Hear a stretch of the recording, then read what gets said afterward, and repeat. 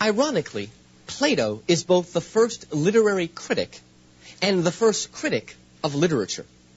Though himself a great literary talent, Plato, when fashioning his ideal state in the Republic, decided it would be best if the poets not be allowed to remain. In this lecture, we shall consider first why Plato kicked out the poets, then why he should not have kicked them out, and finally, what his enduring legacy has been to all those theorists who had followed him. Now, first of all, most of you are probably familiar with the Republic. It's one of Plato's longest dialogues, and in this, they're discussing what justice is. What is justice? They're trying to define it. And what Socrates, he's the speaker always, Socrates/Plato, what Socrates decides is the best way to figure out what justice is to blow it up onto a big scale.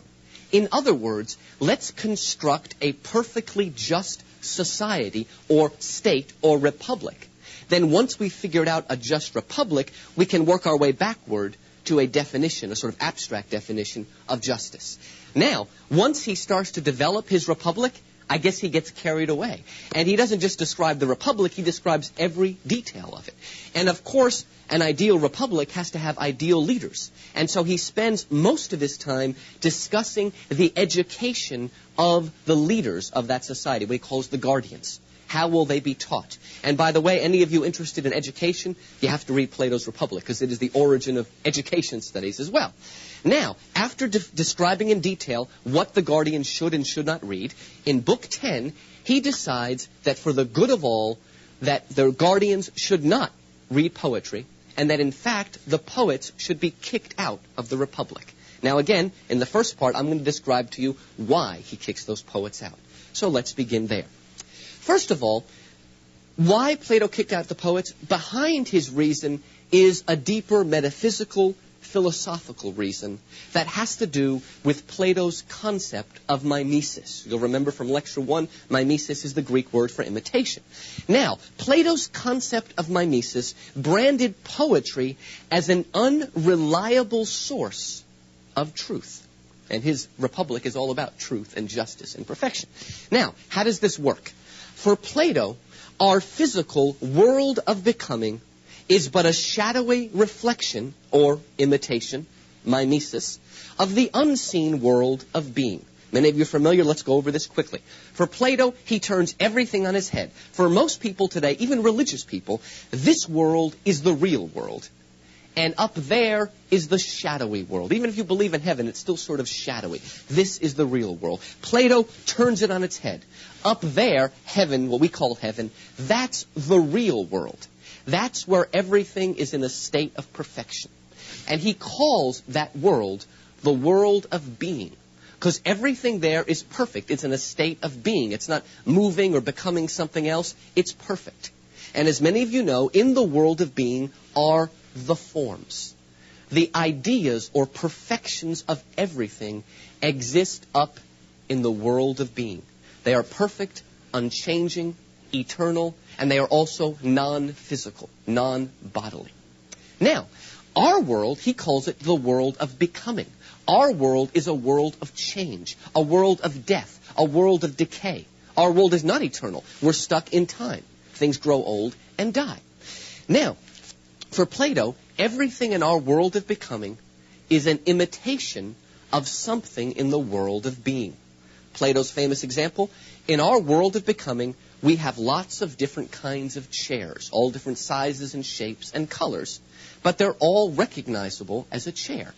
And that is because all of our physical earthly chairs are an imitation of the form of the chair which exists in the heavens, what we call chair with a capital C, or chairness, if you will. So the idea of the chair with a capital C is up here. Our chairs down here are imitations, shadowy imitations of what's real. Now that works with physical objects like chairs and trees and tables, but it also works with ideas. In our world, there's love. There's all different kinds of love. None of it's perfect because it's always changing and fickle. But all earthly love is an imitation of the form or the idea of love that exists in the heavens. So there's a form of love, love with a capital L, that's up there. Everything in our world is a shadowy imitation, a love with a small l, of that reality. Again, it's a different way than we think now. And another way to put it, again, everything in our world, from objects to ideas, is but a pale copy of the perfect, unchanging originals of these objects and ideas. Now, where does art come in? All right, art is not just an imitation for Plato. It is an imitation of an imitation. Let me explain. If I were to write an ode to a chair, I am not imitating the chair up in the world of being, the chair with a capital C. I am imitating the physical, corporeal chair, the chair with the small c. Now look how this works. In other words, my poem is an imitation of a chair that is itself an imitation of the chair with a capital C. In other words, my poem, or it could also be a painting, any work of art, but my poem particularly is an imitation of an imitation. It is therefore twice removed from the forms, which means, again, twice removed from reality. And so what good is it? This also works with ideas. If I write an ode to love, a love poem to my beloved, I am not imitating love with a capital L in the world of being. I am imitating the physical love with a small l. And so again, my poem is an imitation of an imitation. Again, since it is an imitation of an imitation, it is twice removed from reality. And as such, it is an unreliable source of truth and can only lead astray those who study it. You see, for Plato, if you're going to be a philosopher, and many of you know eventually he wants his kings to be philosophers. The leaders of his state are philosopher kings. And so their education is an education in philosophy. The word philosophy in Greek means what? A lover of wisdom or a friend of wisdom. And so he wants his leaders, his guardians, to know truth, the real essence of truth. If they spend their time studying poetry, again, they're studying something that is twice removed from truth, twice removed from reality. And if you spend your time with imitations of imitation, shadows of shadows, what's going to happen? You're going to become confused. You're going to start worshiping imitations rather than the truth. To put it in a sort of Christian term, you're going to be worshiping idols, God with a small g, rather than God with a capital G. So that is the metaphysical reason why Plato kicks the poets out of the Republic. Because for Plato, mimesis takes us away from truth and therefore is going to dilute the truth of his Republic. But there is another reason that's perhaps more practical. According to Plato, poetry appeals to the weaker, inferior side of our psyche. Now the word psyche in Greek means mind, and it also means soul. At the same time, we don't really have a word for that. Sometimes we mean that by psyche. So a psychologist is not only a studier of the mind, but a studier of the soul. So when I use the word psyche, Plato means by it both our mind and our soul, that part, the sort of spiritual, intellectual part of us. And according to Plato, poetry appeals to the weaker, inferior side of our psyche. According to Plato, our psyche is divided up. There is a rational side, and an irrational side, and there's a mediating side. Freud's idea of the id, the ego, and the superego, some of you are familiar with, that comes from Plato, this idea of a tripartite soul. So there's a rational side and an irrational side. And of course, Plato, very much interested in rationality, wants his leaders, his guardians, to have a bigger rational side, if you will, than an irrational side. Now, unlike things like philosophy and math and music, these things, he says, are apprehended by way of our rational powers. When we study things like philosophy, it is the rational part of our soul that apprehends those. On the other hand, poetry, being fanciful, engages the other part of our psyche, the part that is illogical and irrational. And a way we often use to speak of this is by referring to the Apollonian and Dionysiac side of our soul. Nietzsche talks about this in The Birth of Tragedy. What he means by it is Apollo in Greek mythology is the god of order and rationality and music. So the Apollonian part of our soul is the rational part, the part that is intellectual, that is cool and calm and stoic. That's the rational part that Plato wants to emphasize in his Guardians. On the other hand, the irrational part is linked to the god Dionysus, also known as Bacchus. He is the god of wine, women, and song. He is the god of fraternities and colleges, right? And the Dionysiac part of our soul is the part that's wild and ecstatic. The followers of Bacchus or Dionysus would get drunk and they would be sort of possessed, and they would do wild, irrational things. Now, why does Plato not want to appeal to our irrational side? Well, there's two reasons. The irrational part of our soul, he says, is unreliable in matters of truth. If you start emphasizing the irrational part, and poetry does that, he says, then you're going to have guardians who are farther away from the truth. The irrational part of our soul takes us away from the truth. But there's another reason. According to Plato, the irrational Dionysiac part of our soul is unstable. You know what it does? It induces us to partake in public displays of emotion. I teach at a Baptist school. No PDAs, no public displays of emotion, right? Between the boys and the girls. Now, Plato doesn't actually say this, but he sort of genders these things. The Apollonian side is more masculine. Men are supposed to be intellectual and rational, right? And the Dionysiac side is supposed to be more feminine, more emotional, more intuitive. Now, Plato tends to privilege the Apollonian. There are others that focus on the Dionysiac. So poetry appeals to the weaker side. That's bad. Finally, a third reason why he kicked the poets out. For him, poetry is a kind of madness or contagion. There's another dialogue, a brief dialogue Plato wrote called the Ion. And in this, Plato is talking, or Socrates is talking to Ion. Ion is a rhapsode. A rhapsode is a public reciter of poetry. He would take Homer and he would recite it publicly to an audience. He was called a rhapsode. And they discuss, Ion is excellent at Homer. He can read Homer and understand Homer and make Homer come alive. But he can't do that with any other poet. They're trying to figure out why. In the Ion, they're trying to figure out what is the source of Ion's rhapsody, and behind that, what is the source of Homer's poetry. Well, the upshot of the Ion is that Plato asserts that poets do not write, nor rhapsodes speak, by art or skill, but by possession. He believed that poetry is a form of possession or contagion. Homer is possessed by the gods or whatever, and Ion is possessed by Homer. Now, according to Plato, neither the poet nor the rhapsode understands rationally what he creates. He is rather carried away irrationally by divine inspiration. So poetry, poetic inspiration, is something Dionysiac. It's a kind of possession, like getting drunk on wine. And that is not good. Now this inspiration, which is really a kind of madness, has a way of passing its way down.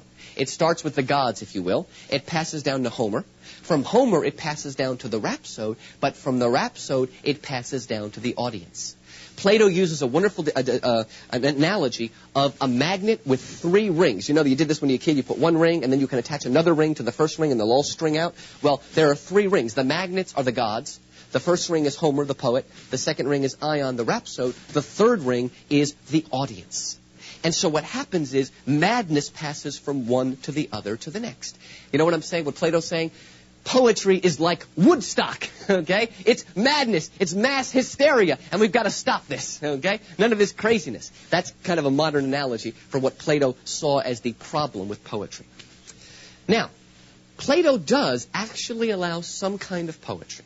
He does say at the end of Book 10 that he will allow in his Republic 2 kinds of poetry. One is poetry that's hymns to the gods, and the other is a poetry that praises state heroes. To him, those kind of poetry appeal to our patriotic, Apollonian, rational side. And so he does allow that kind of poetry because it is functional within the state. Every other poetry has got to go. Now, I think you all know, anybody that's read Plato's Republic, you always say, I don't want to live there. It's more like a fascist state. And in a way, this is a kind of censorship. So those are the reasons why he kicks the poets out. Now, I want to do something, have a little fun. I'm going to give you some reasons why I think Plato should not have kicked out the poets. First of all, Plato said that mimesis is bad because it takes us away from the truth. Let's think about that. Wait a minute. What if mimesis does not have to pull us farther away from the truth? Perhaps the poet does not imitate an imitation, but captures in the physical form of the poem the invisible essence of the forms. Plato's taking for granted that when I write my poem about love, I am imitating earthly love with a small l. What about if I, as a poet, am bypassing the earthly love and jumping right up to love with a capital L and capturing the essence of love? Now, this is a higher form of mimesis, and in the next lecture, when we look at Aristotle, that's pretty much going to be Aristotle's view. Aristotle's going to give us a high view of poetry because he's going to have a high view of imitation. So we'll come to that later. But that's a way to answer Plato. Mimesis is not farther from truth, but it brings us closer to truth. All right. He says that it's bad because it appeals to our irrational side. But rather than arouse the irrational side, might poetry not purge our irrational side? Think about it. Since our emotions are an essential part of our psyche, might it not be best to release these emotions in a controlled public setting? Might art not serve a therapeutic function to cleanse us of excess emotion? Even Plato admits that the irrational part of our psyche is a part of our psyche and cannot be gotten rid of. You can't just cut it out like a lobotomy. There's going to be an irrational part of our soul. So let's think about it. Maybe rather than ignoring it, maybe poetry can help us deal with it, purge it, as a way of letting out our emotions and then purging them away. So again, Plato, maybe he didn't think about that, maybe he didn't agree with this, but again, poetry may not worsen our irrational side, it may make it better. Now, we will return to this in Lecture 4, because Aristotle's notion of catharsis, a word probably you're familiar with, we'll talk about that in Lecture 4, Aristotle's notion of catharsis is just that. Poetry purges excess emotions, irrational, quote, feminine emotions, purges it away. All right, a third defense, another reason why Plato should not have kicked out the poets. He said poetry is divine possession. Well, if poets are possessed, might not the gods be trying to speak to us? Might they not be having something to say, Plato? Let's think about this. In his dialogues, Plato uses a method of question and answer that's known as the dialectic or Socratic method. Many of you are familiar with the Socratic method. You arrive at truth through a series of questions and answers. We also call that the dialectic. Don't confuse that with Marx and Hegel's dialectic. It's a little different. The Platonic dialectic, the Socratic method, is a way of arriving at truth through question and answer. Okay, the trouble is, whenever we try to understand justice, we all have a view of justice with a small j. In other words, we have an idolatrous view of justice. We have a bunch of little justices, but we don't understand justice with a capital J. What Plato's doing with his dialectic is through question and answer, he is ripping away all of those false idols so that we can pierce through the false idols to see the truth behind, or pierce through the world of becoming and its imitations to arrive at the world of being. Now that's how Socrates or Plato's dialectic works. Well, think about it. If that's true, might not the divine madness of poetry be another way to rip away the veil of ignorance, and misperception in order to reveal truth? In other words, in the same way that question and answer rips away facades, maybe the divine power and possession of poetry can also rip away all of these accretions. So again, he should have thought about that. Now this view, and basically what I'm saying is, maybe the poet's a prophet. In the same way that the prophet John in the book of Revelation rips away the veil and allows us to see what God is doing in history, maybe poetry is a form of prophecy. And so it's a divine possession, but it's a possession that brings us closer to truth. Indeed, might not the poet be even more a prophet than the philosopher? This idea will be picked up in the Romantic poets that we'll look at in Unit 4, the concept of poet as prophet. Let's look at a couple more reasons why Plato should not have kicked out the poets. First of all, Plato himself was one of the greatest poets who ever lived. Plato's dialogues are themselves recognized as a unique literary genre. They're not poetry per se, but those dialogues are wonderful. They are literature in the highest sense. So it's ironic. How can he kick out poets when he is himself a poet? Indeed, and here's a great irony, Plato, I believe at least, is much easier to understand than Aristotle, precisely because his dialogues are filled with imaginative metaphors. We're going to see in lectures 3 and 4 that Aristotle raises the view of poetry. He disagrees with Plato and gives us a high view of the poet. But the ironic thing is that the reason Aristotle is so difficult to understand is because Aristotle is not a poet at all. Aristotle is a very systematic, logical, positivistic thinker, and it's like reading an outline. And so I find Aristotle very difficult to understand because there's nothing to latch onto. Plato does what we try to do in the teaching company. Illustrate everything we say with metaphors and analogies that you can relate to. Well, Plato does that. He's the master at that. And listen, if you want to know Plato, don't read criticism of Plato. Read Plato himself. Plato is easier to understand than most of the books that are written about Plato. Because Plato's never abstract. He's direct. And he's full of metaphors. He is a poet. In fact, many times, Plato will consummate and concretize his philosophical points with a memorable myth or allegory. Remember I told you the Republic is about justice? Well, after that long abstract dissertation on what justice is, do you know how the Republic ends? It ends with what's called the myth of It ends with a myth about life after death and reincarnation and how the things we do in this life affect our afterlife and our next incarnation. In other words, in the myth that concludes the Republic, he takes the abstract idea of justice and embodies it in what is basically a poem, a myth, and makes it easier to understand. He does this at the end of the Phaedrus with this image of the horseman. Remember I said we've got 3 parts of our soul, rational and irrational, and the mediator? He gives us an image of a charioteer. And he's trying to ride a chariot, or guide a chariot that's led by one crazy horse and one sane horse. Well, that's an image of id, ego, and superego. And as soon as he does that, you understand it, because it's a myth, it's a poem. And he does this in the Symposium, he does it in the Timaeus, he does it many, many places. Let me give you an example from the Republic again.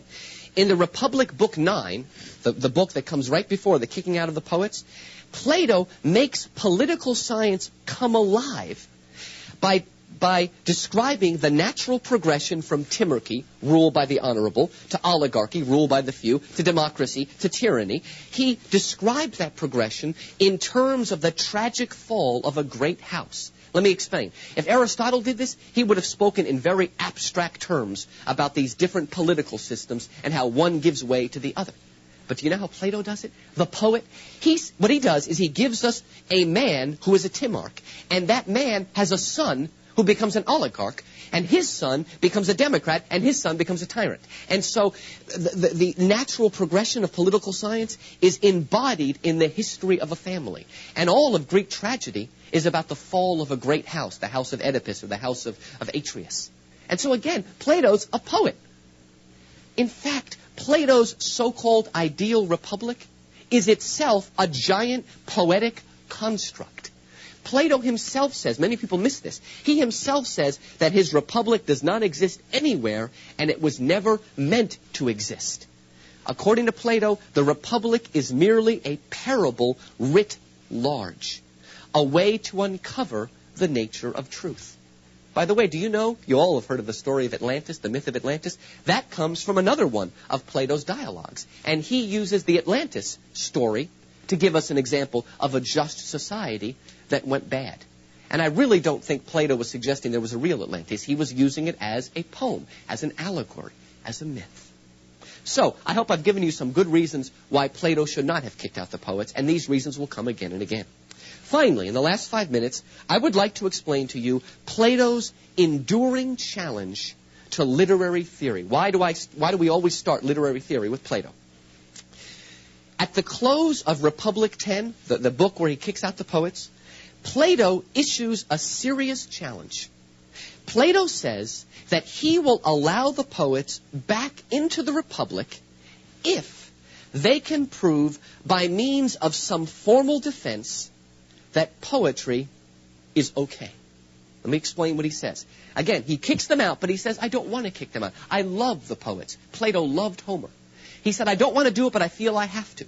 But if somebody can prove to me that I shouldn't, as I kind of have tried to do, I'll let them back in. Interestingly, he says that this defense can actually be written either in prose or in verse. Isn't that funny? He said the defense can be written in poetry.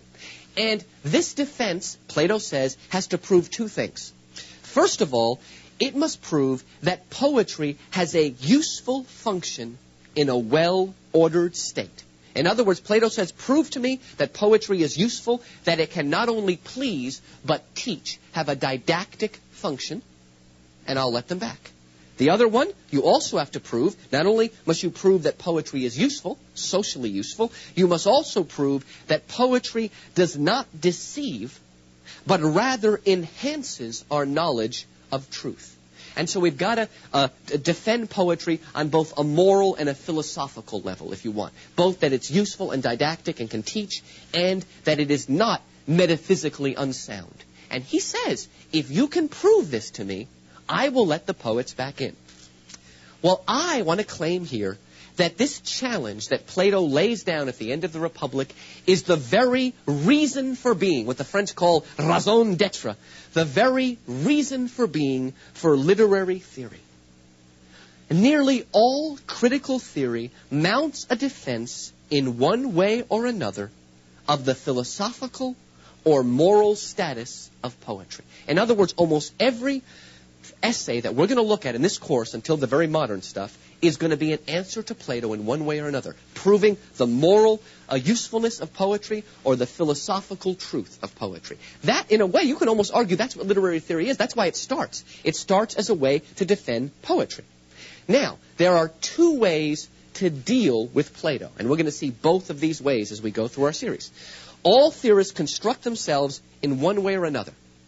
Either they are going to counter Plato by creating a separate sphere for poetry. In other words, one way to deal with Plato is to say, Plato, you're being unfair. You are judging poetry by philosophical criteria. That's unfair. Poetry's something different. And so one way to deal with Plato is to say, this is philosophy and this is poetry. They serve different functions and both of them are good.